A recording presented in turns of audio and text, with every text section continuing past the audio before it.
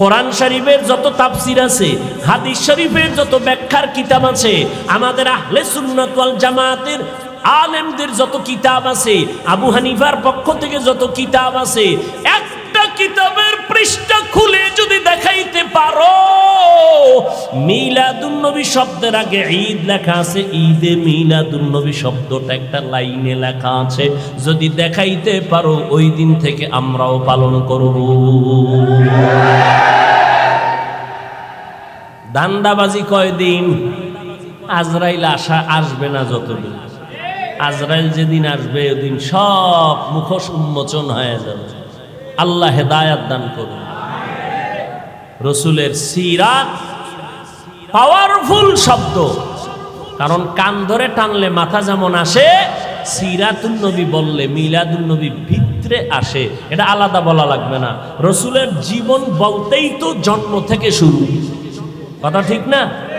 তাহলে জীবন বলতে সিরাতুন নবী বললে মিলাদুন নবী বলতে হয় না, কারণ সিরাতের মধ্যে মিলাদ আছে না নাই? জীবনের মধ্যে জন্মদিন আছে না নাই? এই জন্য আমরা সিরাতুন নবী পাওয়ারফুল শব্দ মানি, আমাদের আলাদা মিলাদুন নবী মানি স্লোগান দেওয়ার কোনো দরকার হয় না। কিন্তু যারা বলে মিলাদুন নবী কায়েম করো, সিরাতুন নবী লাথি মারো, কত বড় মারাত্মক কথা। ভাই আমাকে হিংসা করো, অমুক পিসাবরে করো, সেটা তুমি পিসাবেরে গালি দাও, আমারে দাও, তুমি রসুলের শানের শব্দ নিয়ে কেন কটাক্ষ করো? আল্লাহ হেদায়াত দান করুন। ভাইরা আমার, পয়গম্বরের আদর্শ, উত্তম আদর্শ নিয়ে আসলেন। কেমন নবীর উত্তম আদর্শ! আমার নবীর উত্তম আদর্শের মতো আদর্শ জমিনে আর নাই। মায়ার নবী কেমন দামি নবী, যার কোনো গুনাহ নাই। আম্মা জান আয়েশা বলেন, নবীর ঘাম বোতলের মধ্যে ভরে রাখতাম আমরা, মাঝে মাঝে নবীর ঘাম আতর হিসাবে ব্যবহার করতাম। কেমন মায়ার নবী আমার! নবী একদিন হাঁটতেছেন, নবী তো একদিক দিকে তাকায় হাঁটতেছেন, নজর নিচে, কিন্তু কানের মধ্যে আওয়াজ আসতেছে, পেছনে যারা কারা হাঁটতেছে। দেখেন না, এমপি সাহেব আসবে, চেয়ারম্যান আসবে, দলে সাঙ্গ ভাঙ্গ আছে না নাই? ভাব অন্যরকম। আমি বক্তা হয়ে আসছি, আমার খাদেম খুদ্দামের অভাব নাই, গাড়ি হাঁকাই আসলাম। মদিনার নবী যাচ্ছেন কোথাও, পেছনে আওয়াজ আসতেছে, সাহাবায়ে কেরামের দল আছে। নবী জায়গায় বসে বললেন, সাহাবায়ে কেরাম বসে বললেন। সাহাবায়ে কেরাম জিজ্ঞাসা করলেন, নবী বসলেন কেন? বুঝতে পারি নাই।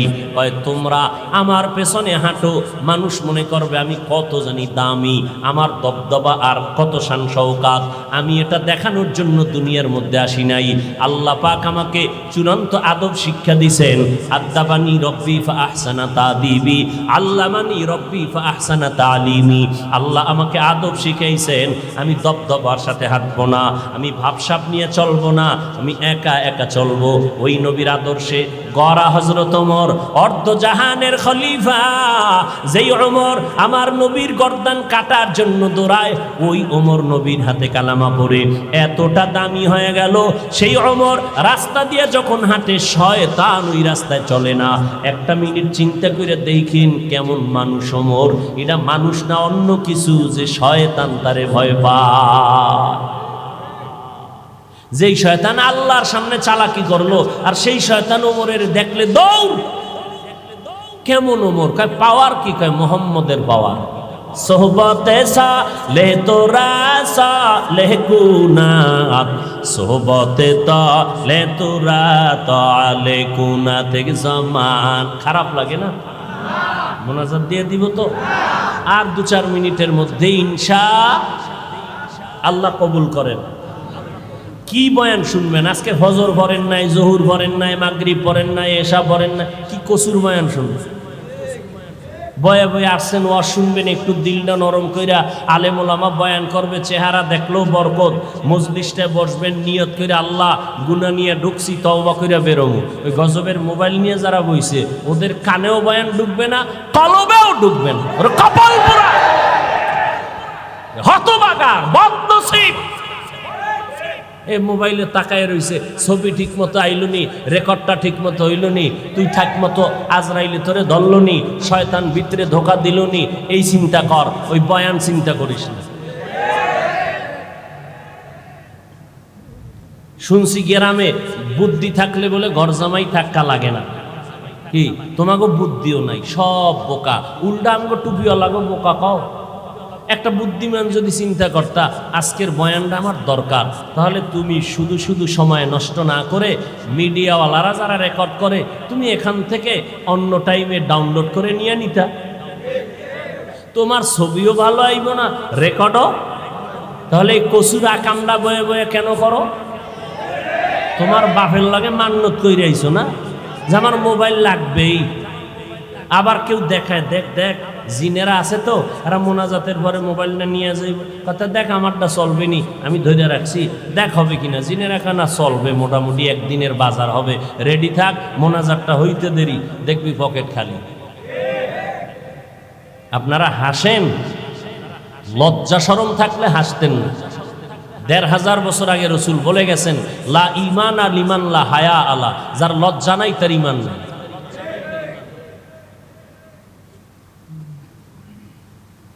এই মোবাইলে কেমন গজব এনে দিল, ওই কত যুবকের তারমার ছিঁড়ে গেছে, পুরা তার ছিঁড়ছে। ও মাও চেনে না, বাপ চিনে না, ভাই চেনে না, বউ চেনে না, কিচ্ছু চিনে না। মোবাইল চালাইতে চালাইতে এমন মাথা নষ্ট, ফ্রি গেমস খেলছে, ফ্রি। এবার তারমার ছিঁড়ে গেছে, বাথরুম না মোবাইল, মোবাইল মোবাইল, ঘুমের ভিতরে মোবাইল, বাথরুমে মোবাইল, অল টাইম খালি মোবাইল দাও, মোবাইল দাও, মোবাইল দাও। এখন কিচ্ছু ভালো লাগে না, পুরা রাস্তার পাগল হয়ে গেছে এই মোবাইল চালাইয়া বহু যুবক। আমি মিছা কই না, তোরা সব তো সাক্ষী দে, তোরা সাক্ষী দেস না? তোদের মতো যুবক মোবাইলের গেমস খেলা পাগল হয় নাই? কথা ক। তোর তারমার ছিঁড়ে নাই, তোর রাত্রের ঘুম নাই, খানা নাই, মা কয় মা আয় ঘুমা, কয় তুমি ঘুমাও, আমার টেনশন তুমি কেন করো? খানা খবর নাই, কাঠন হয়ে গেছে শুকাইয়া কাঠন। কেন? ওই তো একদিকে খানা খায় না, অপর দিকে ভিতরে যা ছিল সব ঘুমের ঘরে শেষ, কাঠন হয়ে গেছে। চেহারাটা ভাল্লুকের মতো, আবার বেহায়ার মতো। যাও একটু লাইনে আসিল, চুল কাটতে বান্দর হয়ে গেছে। যা একটু চেহারাটা দেখাইতো, ওই ইন্দুরার বান্দরের মতো চুল কাটায়, এখন পুরা ভাল্লুক হয়ে রয়েছে। কি খুব কষ্ট লাগে না? আকামটা যখন করো তখন কষ্ট লাগে না? হুজুরে কইছে একটু ভালো বানানোর জন্য, খুব কষ্ট লেগে গেছে। রসুলের তরিকায় চুল কাটাটা ভালো লাগে নাই? বেঈমানের পা চাটা গোলাম হইয়া চুল কাটছো, লজ্জা করে না তোর? আবার আশেক দাবি করো রসুলের। আমার রসুলের তরিকায় চুল কাটার নিয়ম নাই, তো বেঈমানের পা চাটলি কেন? আবার দাবি করো আমরা হুজুরদের থেকে ভালো, আমরা রসুলের আশেক। লজ্জা গেল কই তোমার? তোমার মতো মানুষের আল্লাহ কি কইছে জানো? আমি হুজুরেরটা শুনে তুমি রাগ করলা।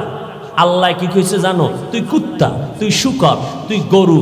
না না না না, বালহুম আদাল, তুই কুকুর শুকর চার পাও জানোয়ার ওয়ালাদের থেকেও তুই খারাপ। কে কইছে? কে কে? এবার শুন আল্লাহ কোথায় কইছে।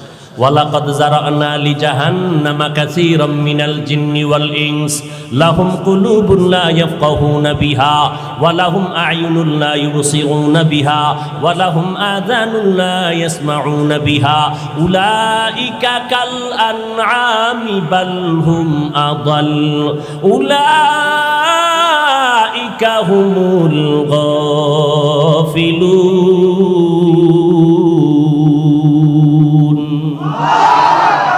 আল্লাহ বলেন অধিকাংশ মানুষ জাহান্নামী। অধিকাংশ মানে কম না বেশি? অধিকাংশ মানুষ জাহান্নামী। কেন?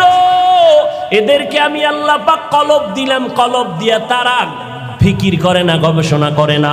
আমি চোখ দিলাম দেখার জন্য দেখে না, আমি কান দিলাম শোনার জন্য শুনে না। এই মানুষগুলো আল্লাহ কয় উলাইকা কাল আনআম, চতুষ্পদ জানোয়ার। কয় না, বাল হুম আদল, চতুষ্পদ জানোয়ারের থেকেও খারাপ। এতটুকু না, উলাইকা হুমুল গাফিলুন, এরা আমি আল্লাহর অবাধ্য বান্দা, জাহান্নামী। আল্লাহ আর এক আয়াতে বলে ইন্নাল ইনসানা লিরাব্বিহি লাকানুদ, মানুষ বড় নিমক হারাম। আল্লাহ আর এক আয়াতে বলেন উলাইকা হুম শাররুল বারিয়া, চূড়ান্ত ঘৃণিত জানোয়ারের থেকেও এরা খারাপ। তাহলে যেই মানুষের এত সম্মান দিলেন আমার আল্লাহ কোরআনের দ্বারা, সেই মানুষকে আবার আল্লাহ কয় এরা চতুষ্পদ জানোয়ার থেকেও খারাপ। সূরা আরাফ 9 পারা। আল্লাহ হেদায়াত দান করুন। যা কিছু বলি উদ্দেশ্য কি সবাই খারাপ হয়ে যাবে? উদ্দেশ্য কি সবাই নবীর আদর্শওয়ালা হয়ে যায়? ও যুবক, আমার মতো হবেন সেটা একবারও বলি না। এই সাউন্ড উল্টা হইল কেন? ঠিক কর। আমার মতো হবেন একবারও বলি না, বরং আমি একবারও বলি না চরমনাই যাও, তাবলিগে যাও, দেওবন্দে যাও, কওমি মাদ্রাসায় যাও, পায়ে ধরে ধরে ধরে ধরে 12টা মাস বয়ান করি আমি। কি বুঝাই রে বাবা, চরমনাই না গেলে গুনাহ হবে একবারও বলি নাই, তাবলিগে না গেলে গুনাহ হবে একবারও বলি নাই, কওমি মাদ্রাসায় না পড়লে গুনাহ হবে একবারও বলি নাই। ও ভাই, দেওবন্দীদের কাছে না গেলে গুনাহ হবে একবারও বলি নাই। সারা জিন্দেগির চিৎকারের আওয়াজ হলো 2টা, ও বান্দা জীবনে যতদিন বেঁচে থাকবা গোলামি করবা আল্লাহর, আর আদর্শ মানতে হবে মদিনাওয়ালা নবীর। এই আদর্শ মানতে গিয়া তুমি চরমনাই যাওয়া কোনো বাধ্য না, তুমি তাবলিগে যাওয়া বাধ্য না।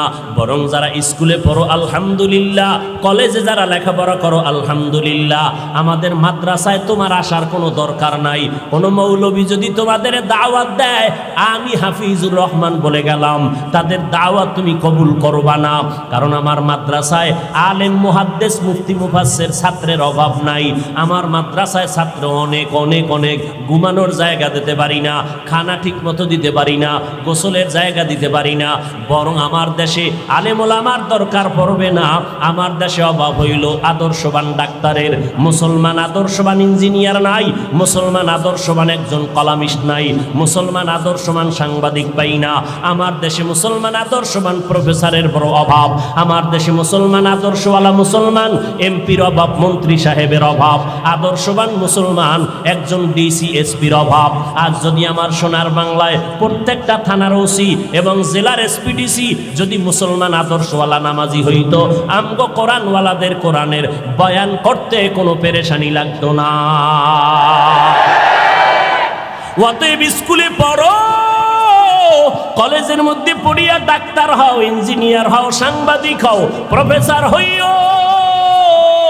বান্দা তুমি একজন ভালো লেখক হও, একজন ভালো কবি হও, তবে অনুরোধ বেয়াদব হইও না, দুশ্চরিত্রবান হইও না রে বাবা। কারণ বহু ডাক্তার আছে আদব কায়দা নাই, আদর্শ নাই। ডাক্তার হইয়াও তো আমার নবীরে গালি দেয়, ইঞ্জিনিয়ার হইয়াও তো আমার আল্লাহর বিরুদ্ধে কথা বলে। এই মানুষটাকে দুনিয়ার কোনো মানুষ ভালো জানে না। ও পর্দার আড়ালের আম্মা জানেরা, আপনাদেরকে বলতেছিলাম, আগেও বলেছি, আপনারা যদিও নবী না, তবে নবীদের মা, আলেমদের মা, সাহাবায়ে কেরামের মা, আপনারা জান্নাতের নারীদের সরদারিনীর বোন, হাজেরার নবীর মেয়ে ফাতেমা রাদিয়াল্লাহু আনহার মতো নারী, খাদিজা রাদিয়াল্লাহু আনহার মতো নারী, আয়েশা রাদিয়াল্লাহু আনহার মতো নারী। কিয়ামতের দিন 4 জন মহিলার জন্য জান্নাতের 8টা দরওয়াজা খোলা দেওয়া হবে। 8টা দরওয়াজা দিয়া প্রত্যেক দরজায় ডাকবে, আসো আসো তাড়াতাড়ি জান্নাতের মেহমানখানায় আসো। কয়জন নারীরে ডাকবে? 4 জন নারীকে ডাকবে। এর মধ্যে একজন হবে ঈসা নবীর মা মারিয়াম আলাইহিস সালাম, যিনি জান্নাতের মধ্যে আমার রসুলের সাথে বিবাহের ব্যবস্থা হয়ে যাবে। ওই জান্নাতের ময়দান থেকে 8 দরওয়াজা হাসরের ময়দানে ডাকবে। 4 জন নারীর জন্য 8টা দরওয়াজা খোলা।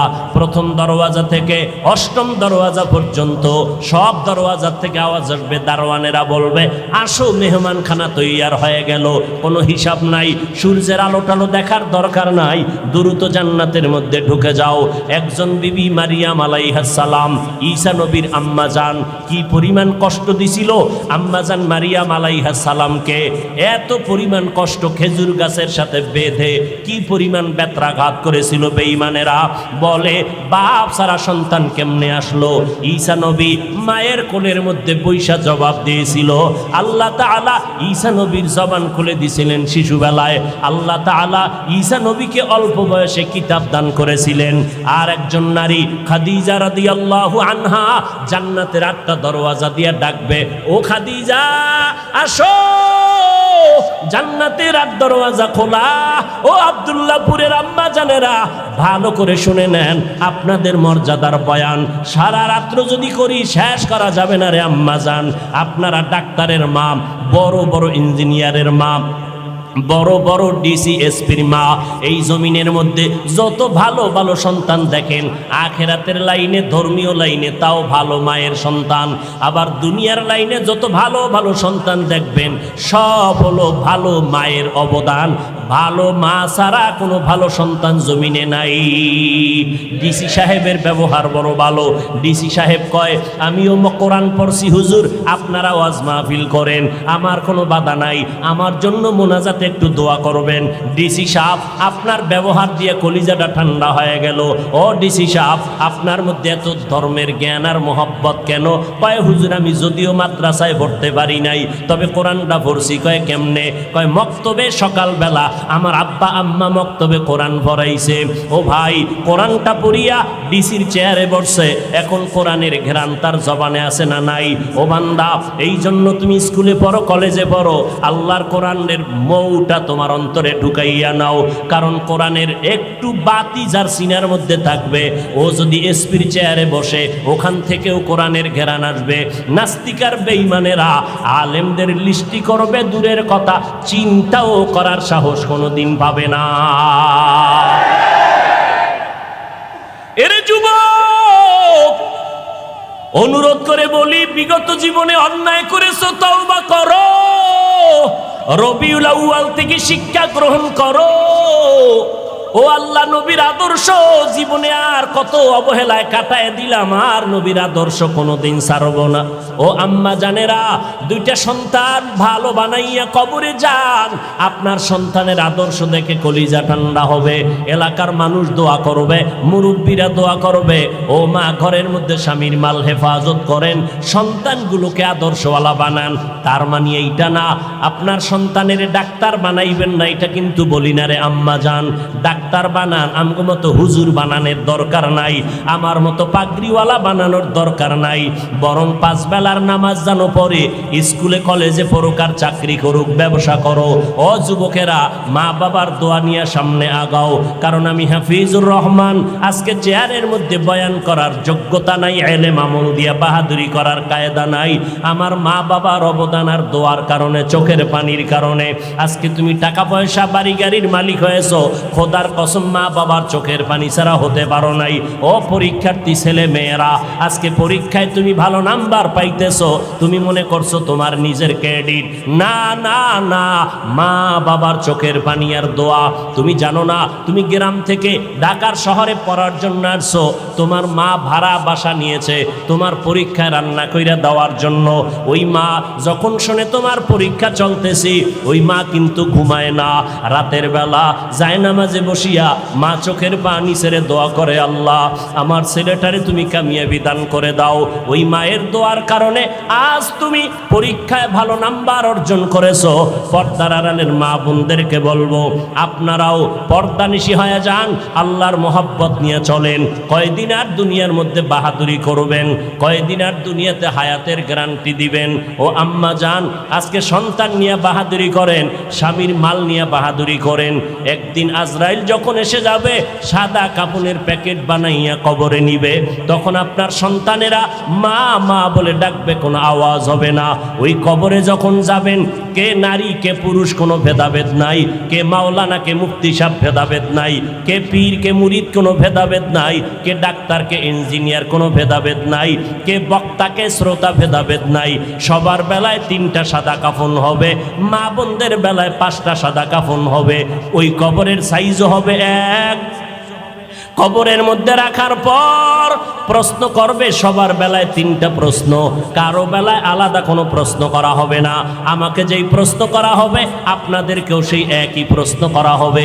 রবের পরিচয় দাও, ধর্মের পরিচয় দাও, রহমাতুল লিল আলামিনের পরিচয় দাও।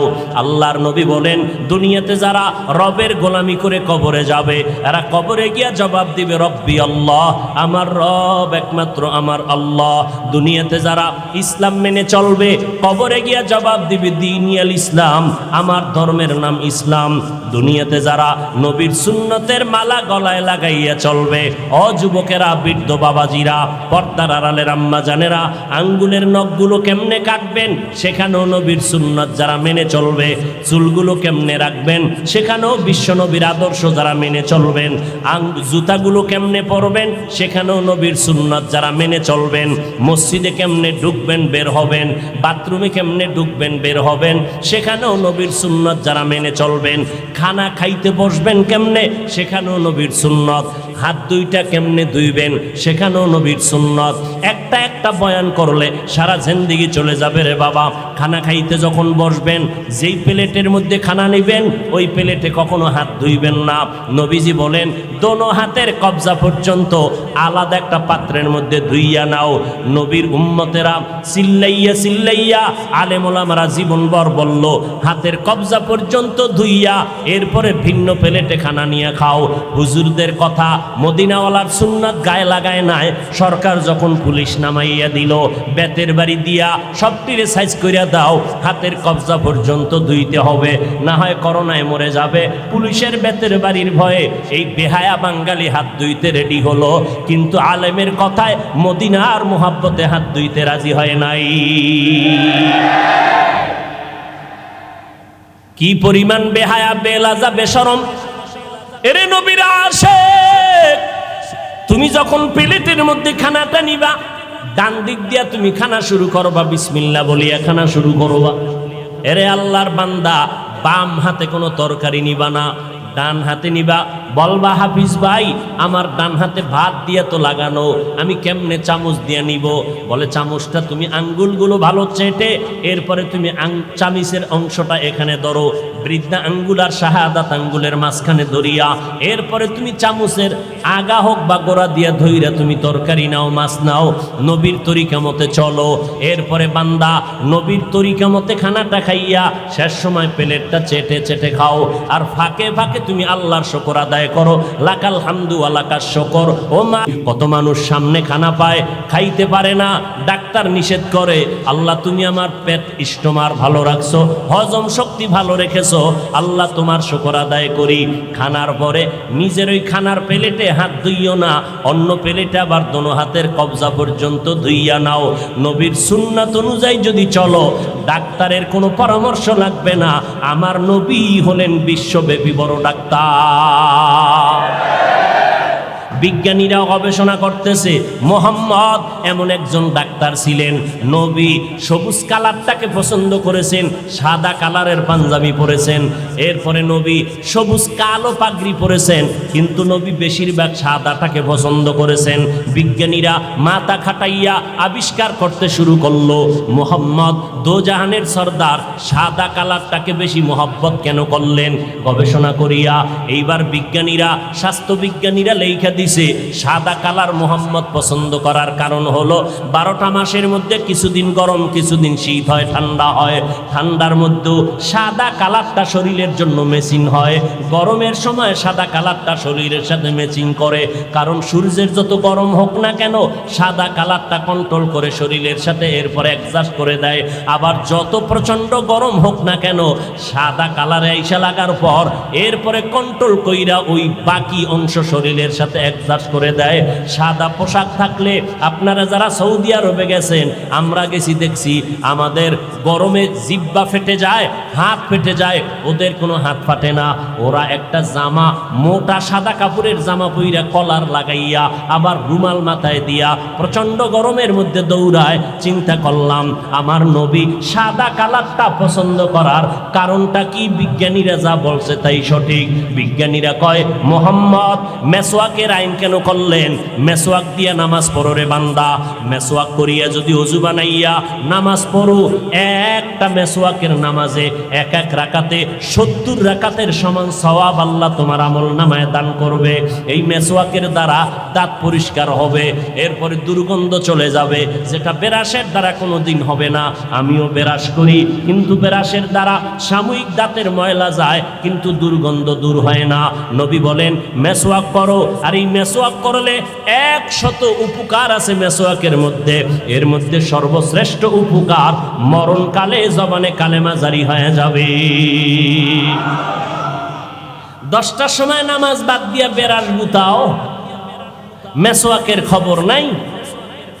এরে নবীর আশিক, রবিউল আউয়াল তোমাকে কি বার্তা দেয়? বলে নবীর সুন্নতের মালাটা গলায় লাগাও, নবীর মোহাব্বতে টুপিটা মাথায় দাও। আজকে থেকে তওবা করো, ওই অন্ধকার কবরে যারা সুন্নতের আমল নিয়ে যাবে, নবী বলেন কবরের মধ্যে নবীকে দেখাইয়া বলবে, এরে কবরওয়ালা চিনো, নবীর চিনুনি। নবীর যারা সুন্নতের আশিক, এরা দেখা মাত্র চিনে ফেলবে। নবী বলেন চিনা মাত্র বলবে, এই তো আমার মায়ার নবী, হাজা মুহাম্মাদুনা সাল্লাল্লাহু আলাইহি ওয়াসাল্লাম, আমার মায়ার নবী। এই নবীরে দেইখা দেখতে পারি নাই, তবে আলেমের কণ্ঠে বয়ান শুনিয়া টুপি পরলাম, নামাজ পড়লাম। ও নবীর আশিকের দল, আল্লাহর নবী বলেন সাথে সাথে আমার আল্লাহ গাইবি আওয়াজ দিবেন, ও কবরের ফেরেশতা, আমার বান্দাটারে আর কষ্ট দিও না। দুনিয়াতে আমার বান্দা কম কষ্ট করে নাই, রাতের বেলা ঘুমাইতে পারে নাই, যখন পশু পাখি ঘুমায় গেল, নদীর মাছ ঘুমায় গেল, আমার বান্দা বান্দি ঘুমায় গেল, গাছের পাতা পর্যন্ত নীরব হয়ে গেল, পশু পাখিরাও ঘুমায়, জঙ্গলের মধ্যে কোনো কোলাহল নাই, সব জায়গায় আওয়াজ বন্ধ। ওই সময় আমার এই আশিক বান্দা সুন্দর করিয়া ওযু বানাইয়া জায়নামাজে বৈশা সিজদায় পড়ে পড়ে কান্না করেছে, আর আমি আল্লাহর দরবারে দোয়া করেছে, আমি আল্লাহর মহব্বতে জিকির করেছে। এখন আর কষ্ট দিও না, তাড়াতাড়ি কবরে বেহেশতের বিছানাটা দিয়া দাও। কবরটাকে 3.5 হাত রাখবা না, বড় একটা বালাখানা বানায় দাও, জান্নাতের সাথে রাস্তা খুলে দাও। আমার বান্দা এখন ঘুমাবে, কিয়ামত পর্যন্ত আরামে ঘুমাইতে থাকবে, কেউ ডিস্টার্ব করবে না রে ফেরেশতা। নবী আফসোস করে বলে, হে যুবকেরা, আজকে কি মনে করতেছো আমরা টুপিদারির কারণে বুঝি বোকা হইয়া গেছি? আল্লাহর কসম, আমাদের মাথা নষ্ট হয় নাই। টুপিটা মাথায় দিলে মাথা গরম হয়, এটা তোমার থেকে আমি কম বুঝি না, এরপরও টুপি কেন ফালাই না? দাড়িটা লম্বা করার কারণে যৌবনের ভাব চলে যায়, তোমার থেকে কম বুঝি না, এরপরও দাড়িটা কেন ফালাই না? লম্বা জামা গায়ে দেওয়ার কারণে শরীরটা গরম লাগে, এরপরও কেন জামা ফালাই না? তোমার থেকে কম বুঝি না রে বাবা। সব কিছু বুঝার পর কেন এত কষ্ট করিয়া নামাজ পড়ি, কেন টুপিটা মাথায় রাখলাম? আজকে যদি আমি তোমার মতো স্বাধীনভাবে প্যান্ট শার্ট টাই লাগাইয়া দাড়িটা কামাইয়া মাস্তানি ভাব নিয়ে রাস্তায় সন্ত্রাসী করতাম, বহু টাকাওয়ালা সন্ত্রাসীরা আমারে ভাড়া কইরা নিয়ে ব্যবহার করত। কিন্তু না রে বাবা, চিন্তা করে দেখলাম, আল্লাহর কোরআন পড়লাম, নবীর কথা দেখলাম, একটা কথা মিথ্যা নাই। কত বেঈমানেরা আল্লাহর কোরআনে ভুল বের করার জন্য পাগল হইয়া হন্যে হয়ে দেখলো, আজও পর্যন্ত একটা ভুল বের করতে পারে নাই, বরং বহু বেঈমানেরা কালেমা পড়ে মুসলমান হয়ে গেল। কয়দিন আর দুনিয়ার বাহাদুরি, ওই চেয়ারম্যান সাহেব কত বাহাদুরি করে, 5 বছর পরে আর বাহাদুরি থাকে না, এমপি সাহেবের বাহাদুরি থাকে না, আমার মাওলানাগিরির বাহাদুরি, ও বাবা যেদিন চক্ষু বন্ধ হয়ে যাবে, ওই দিন সব বাহাদুরি বন্ধ হয়ে যাবে। আমাকে সবাই কবরের দেশে নিয়ে যাবে, আমার আপনজনেরা গায়ের গেঞ্জিটা পর্যন্ত প্লেট দিয়ে কেটে রাখবে। ও আল্লাহর বান্দারা, তুমি আর কয়দিন বাঁচবা? মনে করছো 25 বছর বয়স, আরো 25 বছর বাঁচবা। তোমার এক বন্ধুর নামটা তুমি জানোনি? Michael Jackson. একটা গান গাইলে, ইংলিশে গান গাইতো, $1 কোটি হাদিয়া পাইতো। ওই মাইকেল জ্যাকসন কণ্ঠশিল্পী আমেরিকার, একটা গান গাইয়া গাইয়া জনসমুদ্র যখন পরিণত হয়ে গেল, মাইকেল জ্যাকসন চিন্তা ভাবনা করে দেখলো, আমার টাকা পয়সা আর ভক্তবৃন্দের অভাব নাই, আমার নাকি একবার মরা লাগবে, তবে আমি আমার ইচ্ছা মতো মরতে চাই। বলে কেমন মরবি? মাইকেল কয়, আমি 150 বছর পর্যন্ত জমিনে জিন্দা থাকবো, এর আগে আমি মরতে চাই না। 150 বছর পর্যন্ত বেঁচে থাকার জন্য মাইকেল জ্যাকসন যত ব্যবস্থা নেওয়া দরকার নিল। 20 জনের উপরে ডাক্তার তারে অল টাইম পাহারা দেয়, একটা খানা শতবার চেক করে খায়। মাইকেল জ্যাকসনের চেহারাটা বাধাই করে নিল যেন যৌবন ছুটে না যায়, খালি হাতে কারো সাথে সাক্ষাৎ দেয় না, জীবাণু যেন ঢুইকে আমার মৃত্যুর মুখে ফালাইয়া না দেয়। এই মাইকেল এত কিছু ব্যবস্থাপনা করলো, 150 বছরের আগে সে মরবে না। আল্লাহ কয় আমার সিদ্ধান্ত কেউ রদ করার ক্ষমতা নাই, আমি আল্লাহ সিদ্ধান্ত করে নিলাম।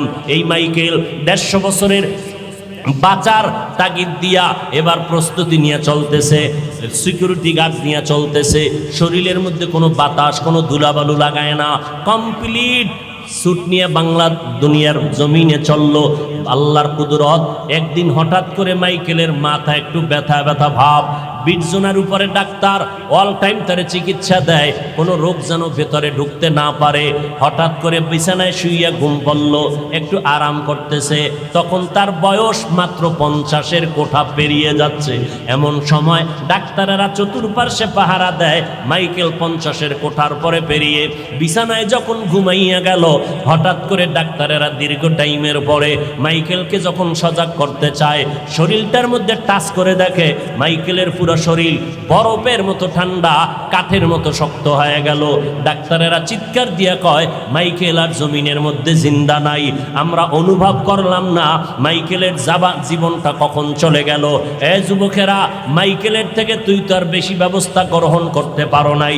আল্লাহ যেই যৌবন দিছিল, যেই শক্তি দিছিল, মোবাইল চালাইয়া নিজে ইচ্ছা করিয়া সেই পার্সগুলো নষ্ট করলি। তোর পায়ে 2টা হাত দিয়া বলছি বাবা, হাসিয়া হাসিয়া কথা উড়াইয়া দিস না, বালিশে মাথা লাগাই একটু চিন্তা কর। আজকে মোবাইলটা চালাইয়া চোখের পাওয়ারটারে নষ্ট করে ফেলেছ রে বাবা, পায়ে ধরে বলছি কথাগুলো এমনে ফালাইয়া দিস না। আজকে বালিশে মাথা লাগাইয়া চিন্তা কর, এই মোবাইল চালাইয়া চালাইয়া তোর মাথাটারে গরম বানাইয়া দিলি। এখন লেখাপড়া করতে মনে চায় না, কোনো বই লইয়া পড়তে বসলে মাথা ব্যথা করে। এই মোবাইলের কারণে তোর বুকে ব্যথা কিন্তু বেড়ে গেছে, মাথা ব্যথা বেড়ে গেছে। এই মোবাইলের কারণে খানার রুচি পর্যন্ত নষ্ট হয়ে গেছে। এই মোবাইলের কারণে রে বাবা তোমার হার্ট দুর্বল হয়ে গেছে, ওদিক থেকে তোমার রোগ শোকে তুমি ধ্বংস হয়ে যাইতেছো, তোমার ব্রেনের উপরে এফেক্ট করতেছে, তোমার হার্ট দুর্বল হয়ে যাইতেছে। এই মোবাইলের কারণে তোমার যৌবন নষ্ট হয়ে গেল, তোমার জীবনটা দুর্বিষহ হয়ে গেল। এখন খানা ভালো লাগে না, ঘুম ভালো লাগে না, এই মোবাইলের পেরেশানিতে পইরা পইরা লেখাপড়া পর্যন্ত ভালো লাগে না। কখন যেন তোমার জীবনটা চলে যায় তোমার জানা নাই। পায়ে হাত রেখে বলছি রে বাবা, একটু আগেও বলছি আবারও বলতেছি, আমি তোমাদের আমাদের মতো হুজুর হইতে বলি না, একটাই দাবি করে বিদায় নিতে চাই, নবীর আদর্শের মালা গলায় লাগাইয়া স্কুলে পড়ো, কলেজে পড়ো, চাকরি করো, ব্যবসা করো, বলবা হাফিজ ভাই এটা কেমনে সম্ভব? একটু ডানে বামে নজর করে দেখো রে বাবা, তোমার মতো আমার মতো যুবক স্কুলে কলেজে লেখাপড়া করে, 5 বেলার নামাজি ছাত্র ছাত্রী, একটু জিব্বা নাড়াইয়া তুমি জবাব দাও, আছে না নাই? যদি বলো থাকে, তুমি কেন পারবা না রে বাবা? তোমার মতো যুবক আজকে তাকায় দেখো, এই বিশ্ব রোডে গাড়ি চালায়, ড্রাইভারি করে, 1 বেলার নামাজও বন্ধ করে না। আজান হয়ে গেছে, চলন্ত গাড়িটারে ব্রেক করিয়া মসজিদে কন্ট্রাক্টর হেল্পার ড্রাইভার ঢুকে গেল এবং যাত্রীরা পর্যন্ত নামাজ আদায় করে। ও আল্লাহর বান্দারা, তাকাইয়া দেখো, তুমি কেন পারবা না? তোমার আমার মতো যুবক বান্দারা র্যাব, আর্মি, পুলিশ, বিডিআরের চাকরি করে, 1 বেলার নামাজও বাদ দেয় না। বলো বাবা, তুমি কেন পারবা না? তোমার আমার মতো যুবক তাকায় দেখতেছো, নদীর মধ্যে মাছ ধরে, জমিনের মধ্যে কৃষি কাজ করে, 1 বেলার নামাজও বাদ দেয় না। বাবা, তুমি কেন পারবা না? এই আব্দুল্লাহপুর বলো, ঢাকার শহর বলো, তোমাদের এই জমিনের মধ্যে কত হাজার হাজার ব্যবসা করে টাকাওয়ালা, 1 টাকাও হারাম খায় না, দাড়িও কাটে না, নামাজও বাদ দেয় না। এই রকম ব্যবসায়ী লোকের অভাব নাই। বলো বাবা, তুমি কেন পারবা না? তোমার আমার মতো আল্লাহর বান্দা, এমপি, মন্ত্রী, চেয়ারম্যান, মেম্বার, উকিল, ব্যারিস্টার, প্রফেসর, ইঞ্জিনিয়ার, সাংবাদিক, সাহিত্যিক, 5 বেলার নামাজি অভাব নাই। বলো তুমি কেন পারবা না? আমার মনটা বলে, আল্লাহ বুঝি তোমার গুনার কারণে বেজার হয়ে গেল, না জানি তোমার মা বাবার বরদোয়া তোমার কপালে লেগে গেল। কারণ তুমি মা বাবাকে কষ্ট দিয়েছো, আল্লাহ তোমার উপরে বেজার হয়ে গেছে। এই যে মোবাইলটা নিয়ে ফেসবুকে কত আলেমের বিরুদ্ধে লেখালেখি করিয়া তুমি বরদোয়া কামাই করতেছো, আলেমের হাত উঠাইয়া বরদোয়া করা লাগবে না। ও আল্লাহর বান্দারা, আল্লাহ যদি বেজার হয়ে যায়, আল্লাহ পাকের আইনটা কি জানো? ক্বালান নবী সাল্লাল্লাহু আলাইহি ওয়া আলিহি ওয়া সাল্লামা ফীমা ইয়ারবিহি আন রাব্বিহি আযজা ওয়া জাল্লা। বুখারী শরীফে আল্লাহ হাদিসে কুদসি যে জানায় দেয়, মান আদালি ওয়ালিয়ান ফাকাদ আযানতুহু বিল হারব। ও নবী জানায় দেন আমার আল্লাহর কথা, যারা আমার ওলি, আমার বন্ধু, আল্লাহ ওয়ালাদের সাথে দুশমনি করবে, আমি আল্লাহ তাদের সাথে যুদ্ধ করার জন্য তৈয়ার। অতএব যারা আহলে হক আলেমের বিরুদ্ধে লেখালেখি করো, যারা আলেমের বিরুদ্ধে বিশুদ্ধার করো, আল্লাহ বেজার, মা বাবার অভিশাপ তোমার কপালে। কারণ একই মজলিসে বৈশা বয়ান শুনছো, মোনাজাত ধইরা হাত তুল্লা, কত বান্দার চোখে পানি, অথচ আমার চোখে কেন পানি আসে না? একটু চিন্তা করো, তোমার মোনাজাতে কেন কান্না আসে না? একমাত্র কারণ গুনার কারণে দিলটা পাথর হয়ে গেল। এই গুনাহ অবস্থায় আল্লাহ ডাক দিয়া কয় তওবা কর, একটা সেকেন্ডের মধ্যে আমি তোর জীবনের গুনাহ মাফ করে দিব। কিন্তু যদি গুনাহ নিয়ে তওবা না করিয়া ওই কবরের মধ্যে চলে যাও, মদিনার নবী বলেন তিনটা প্রশ্ন তোমাকেও করা হবে। রবের পরিচয় দাও, ধর্মের পরিচয় দাও, রহমাতুল লিল আলামিনের পরিচয় দাও। নবীজি বলেন যারা গুনাহ নিয়ে কবরে যাবে তারা একটা প্রশ্নের জবাব দিতে পারবে না, বলবে হা হা লা আদরি, আমি কিছুই জানি না, বড় আফসোস। নবীজি বলেন সাথে সাথে আমার আল্লাহ গাইবী আওয়াজ দিয়া রাগান্বিত হইয়া বলবেন, ও কবরের ফেরেশতা, এই নাফরমানকে আর কোনো সুযোগ দেওয়া হবে না। আমি দুনিয়াতে কম সুযোগ দেই নাই রে ফেরেশতা। আমার দেওয়া পানি, আমার দেওয়া বাতাস, আমার দেয়া সূর্যের আলো, আমার দেয়া চাঁদের আলো, আমার দেয়া নদীর মাছ, আমার দেয়া গাছের ফল, আমার দেয়া জমিনের ফসল খাইয়া এই নাফরমান একবারও আলহামদুলিল্লাহ বলে নাই, একবারও আল্লাহর শুকর আদায় করে নাই। ওলামায়ে কেরাম পায়ে ধরে ধরে নামাজের দাওয়াত দিত। এই বান্দা আজান শুনিয়া নাফরমান এক বেলার নামাজও মসজিদে গিয়া আদায় করে নাই। এখন আর দেরি নাই, এই বেঈমানের কবরে জাহান্নামের বিছানাটা দিয়া দাও, জাহান্নামের সাথে রাস্তা খুলিয়া দাও, জাহান্নামের আগুন কবরটা ভরে দাও। একটা না দুইটা না, 70 থেকে 99টা সাপ কবরে আসবে। মদিনার নবী বলেন আল্লাহ তাআলা রাগান্বিত হইয়া কবরের মাটিকে ডেকে বলবেন, এরে কবরের মাটি, এই নাফরমান গুনাহগারকে দুই পার্শ্ব থেকে জোরে জোরে চাপ দাও। এত জোরে চাপ দিবে পাজরের হাড়গুলো চুরমার হয়ে যাবে। ও যুবকেরা, একটু চক্ষু বন্ধ করে কবরের আযাবের কথা চিন্তা কর। ওলামায়ে কেরামের কথা মিথ্যা মনে করিও না রে বাবা, আল্লাহওয়ালাদের কথা মিথ্যা মনে করিও না। লক্ষ লক্ষ নবীরা মিথ্যা বলেন নাই, লক্ষ লক্ষ সাহাবায়ে কেরাম মিথ্যা কথা বলেন নাই, কোটি কোটি ওলামায়ে কেরাম মিথ্যা কথা বলতে পারেন না। এখনো সময় আছে, তওবা করে নাও। মনে মনে আমার আল্লাহকে ডাকো আর বলো, হে মালিক, এই ময়দানে আমার মতো গুনাহগার কেউ নাই। আমার গুনার কারণে আমার হাত না পাক, চোখ না পাক, আমার জিহ্বা না পাক, আমার অন্তর না পাক। আমার এই গুনার খবর আমার মা বাবা, ভাই বোন, সমাজের স্ত্রী পরিবার কেউ জানে না রে আল্লাহ। ও আল্লাহ, আপনি জানার পরে রাগ করিয়া পানি বন্ধ করেন নাই, খানা বন্ধ করেন নাই। ও দয়ার মালিক, আমি আজ আপনার দরবারে তওবার নিয়ত করে ফেললাম। দুনিয়াতে যতদিন বাঁচবো আপনিই তো হায়াতের মালিক, ইজ্জতের মালিক। ও আল্লাহ, জীবনে আর নামাজ ছাড়বো না, জীবনে বেপরদায় চলবো না, দাড়ি কাটবো না, ওলামায়ে কেরামের বিরোধিতা করে গুনাহগার হব না, মা বাবার দোয়া নিয়ে চলবো, দেশ ও জাতির বিরুদ্ধে ষড়যন্ত্র করব না, নবীর তরিকার বাহিরে চলবো না রে আল্লাহ। তওবা করার যদি এখনো নিয়ত করো রে বাবা, আল্লাহ পাক এখনই তোমার গুনাহ মাফ করে দিবেন। অন্তর থেকে আমার আল্লাহকে মনে মনে ডেকে ডেকে তওবার কথা বলো। ও মালিক, আমার অন্তরের খবর আপনি ভালো জানেন রে আল্লাহ। এই জীবনে কত গুনাহ করে আবার তওবা করে আবার গুনাহ করেছি। মানুষ আমার সামনে কত পানির বোতল নিয়ে দাঁড়ায়, একটু দোয়াম করে ফু দিয়া দেন, আমার ঘরে কত অসুস্থ রোগী। কিন্তু ওই লোকটা যদি জানতো আমি কত বড় গুনাহগার, কখনো আমার সামনে পানি পড়া নিতে আসতো না। ও আল্লাহ, আপনিই তো সম্মানের চেয়ারে বসাইছেন রে আল্লাহ। ও আল্লাহ, কত সম্মান দান করেছে, গুনার কারণে যেন মাহরুম হয় না যাই রে আল্লাহ। ও আল্লাহ, এই ময়দানের দিকে নজর করে দেখেন রে আল্লাহ।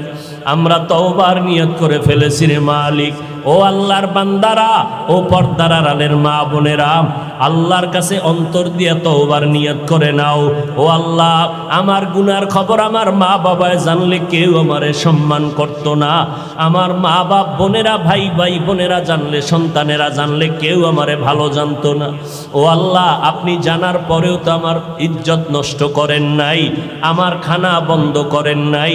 ও আল্লাহ, আজকে গোপনীয় আবার আপনার কাছে তওবার নিয়ত করলাম। ও আল্লাহ, আমি ব্যবসা করি, চাকরি করি, যাই করি, আজকে থেকে নামাজ আর বন্ধ করব না, আজকে থেকে বেপরদায় চলব না, মা বাবার সাথে বেয়াদবি করে বরদোয়া নিব না, নবীর তরিকার বাহিরে চলব না, দাড়ির মধ্যে অস্ত্র লাগাইব না, ওলামায়ে কেরামের পরামর্শ নিয়ে আমল করব, আর দেশ ও জাতির বিরুদ্ধে কোনো ষড়যন্ত্রে লিপ্ত হব না। তওবা করার যদি অন্তরে নিয়ত হয়, মুনাফিকি আর দুর্বলতা যদি অন্তরে না থাকে, খাঁটি তওবার নিয়তে আল্লাহর মোহাব্বতে দুটো হাত আল্লাহকে দেখাইয়া দেই। ও দয়ার মালিক, আমরা যারা তওবার নিয়তে হাত তুলেছি, মেহেরবানি করে আমাদের হাতগুলো কবুল করে নেন, তওবা কবুল করে নেন, তওবার উপরে মজবুত হইয়া চলার তৌফিক দান করেন। আমিন। আলহামদুলিল্লাহি রাব্বিল